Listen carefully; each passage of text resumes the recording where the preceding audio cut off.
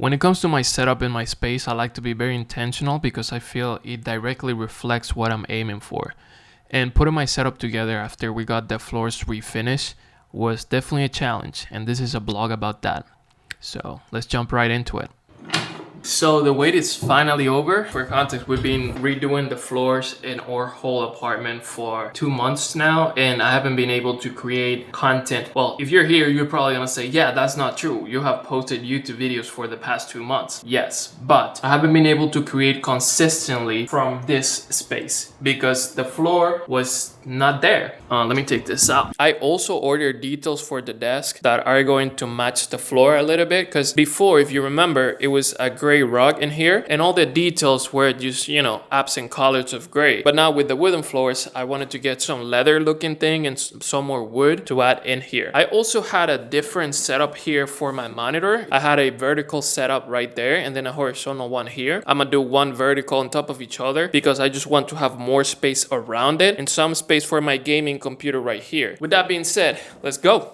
I also got a new chair for Christmas back in December, but since the floors have been in the works for so long, I haven't even assembled or put it together. So we're doing that. This is gonna be gone. I'm so excited. We encountered the first setback, which is the fact that that thing where you plug stuff in, el enchufe, it's out of the wall. And that's where all my extension cords and everything goes in. And in order for me to fix it, it's a quick fix. But the apartment wiring, electrical wiring, system, it's from the 50s. So even though I turn off every circuit breaker in the apartment itself, that still has electricity. It's like the universe is not letting me have my office space ready. It's probably because I'm thinking too much about it. But we need a special tool that, you know, it's just gonna let us know where the circuit breaker for that thing is. But in the meantime, we're gonna be putting this chair together because the old chair, it's gone. I'm aiming to have my studio space ready by next Monday because I'm going out of town on Friday. Let's get to work. I think it's gonna look really nice. I'm considering putting the link in the description, but at this point in time, I don't know if I'm going to like it. I'm pretty sure I'm going to like it, but you know, never know what lies ahead. So this is the top part, and by the looks of it, it's gonna be really, really comfortable. Oh my God. Look at this. This is the back of the chair. It feels very comfy.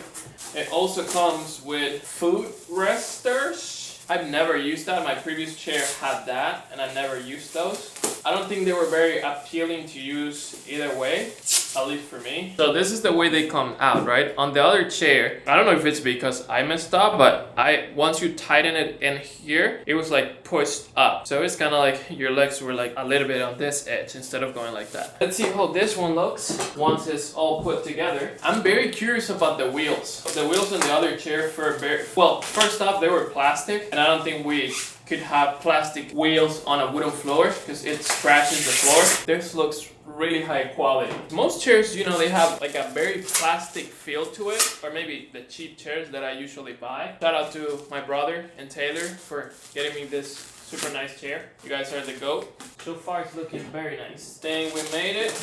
No, this is all the screws. Oh yeah, maybe I think I see the wheels. Well, I don't want to bore you guys with all the unboxing chair. I don't know if this is interesting or not. Let me know in the comments. But for the sake of this video, I'm going to skip it. I mean, I'm going to probably put some videos of me putting it together and shit, but...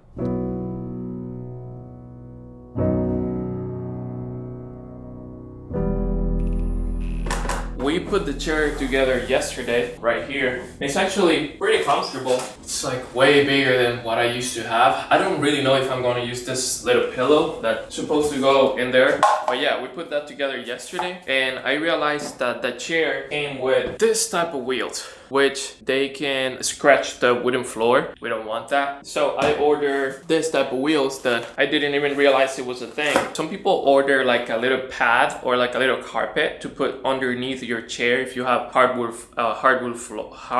floors. Wow, that's a hard one. If you don't want to do that, like it's my case, just for, I don't know, aesthetic purposes, I don't want to have a carpet in here. When I order a, that's not a carpet. I mean, that's a carpet, but it's the long one. It has a different name in English. Not to get distracted, these wheels are silicone wheels that don't scratch the floor, or at least they're not supposed to scratch the floor. And they had really good reviews, if I can actually open it. Yeah, so this is how the wheels look like. They actually look kind of nice, if you see it right there.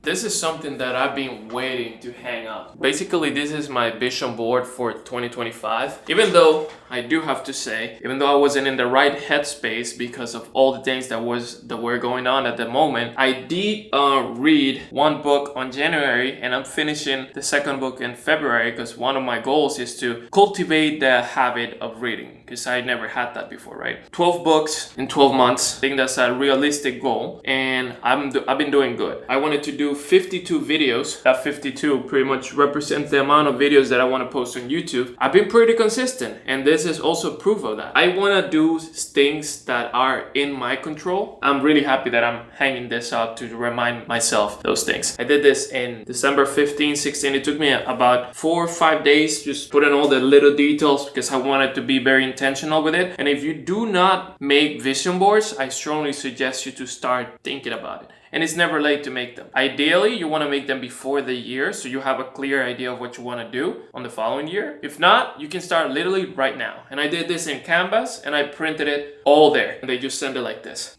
So let's find a place to set this up and let's keep working on the office.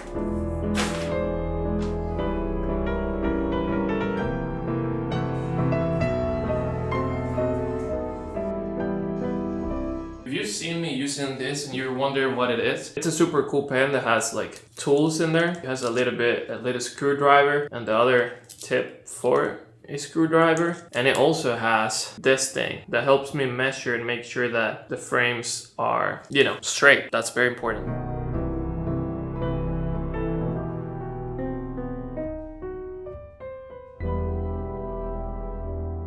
I think we're doing good so far. The only thing that is taking the most amount of time, at least for me to get stuff ready, is that I'm literally waiting on Amazon packages to arrive in order for me to move forward. This video for you might just be like a 5-minute video. In reality, this is the day number 3. I think it's coming along together pretty good. Honestly, the more time I put into it, the more I realize things that could fit or match. So like this plant, I wasn't planning on having a plant, honestly, in my office because I have a cat. He always like destroys all my plants, and that's okay, but they don't always look good after he does what he does with them. I think that having that plant that he cannot climb into it, well, bold assumption, he will not find a way to eat it. Long story short, it's like taking it easy and taking time to put this space together. It's been a lesson. Find more stuff. You spend some more time doing research, and you find cool stuff. I'm not sure if I'm feeling this plant right here.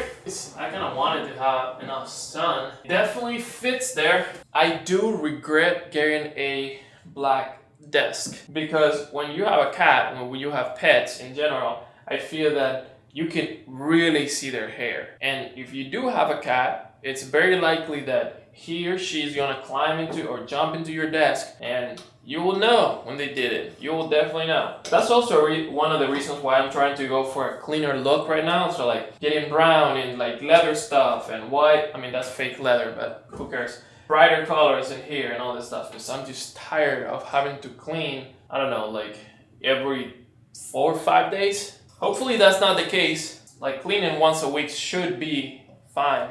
It's not like I eat here or anything. Now, do you guys eat in your workspace? Honestly, I can't. Like I have to eat either in the living room or in the dining room. Probably by this time you're a little bit bored, but if you're not and you're still here, I'm happy that you're here and I'm happy I'm putting this back together. Let's keep going. The only thing I'm missing right now, it's pretty much all this stuff, because we're still waiting on the piece to check the wiring and all that jazz that I think I've already talked about. If not, no, I'm pretty sure, because I'm annoyed. Once we get that sorted out, I can bring all the rest of the things. Hopefully finalized by today. So I'm traveling in 2 days and I won't be here. So my goal is pretty much to finalize the whole space and leave it all ready. So once I come back, I'm like ready to start. If you do not have an office space, like a designated space to work, and you do it out of your room, that's awesome. I did it for a while. But once you get a space like this, it's just very hard to grind on your laptop. I mean, I have been doing it Would I rather do it here? Yes. With that being said, now let's keep going.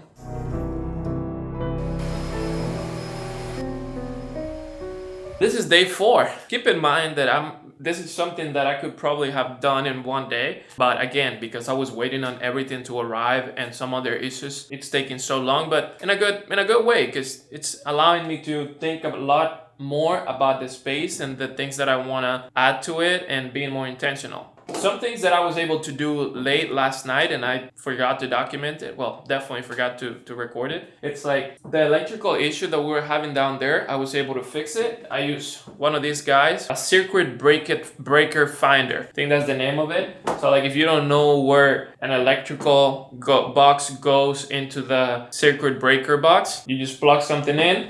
I'll show you. You plug this in, it will send a signal, and once you go to the circuit breaker box, you just scan and you know which breaker to turn off. And I also brought the gaming computer here. I don't know how I feel having it on my desk because this is a standing desk. If I put it underneath it, I keep hitting my knee with this corner. In the event that I'm trying to rise my desk or however you set that, I'll run also into an issue with the cables. I put it right here. I'm about to install the other monitor right here. Yeah, let's see how it goes. It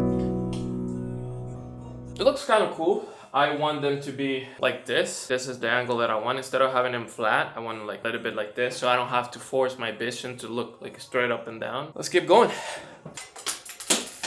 Great. There's probably a better way to do this, but I choose the hard life.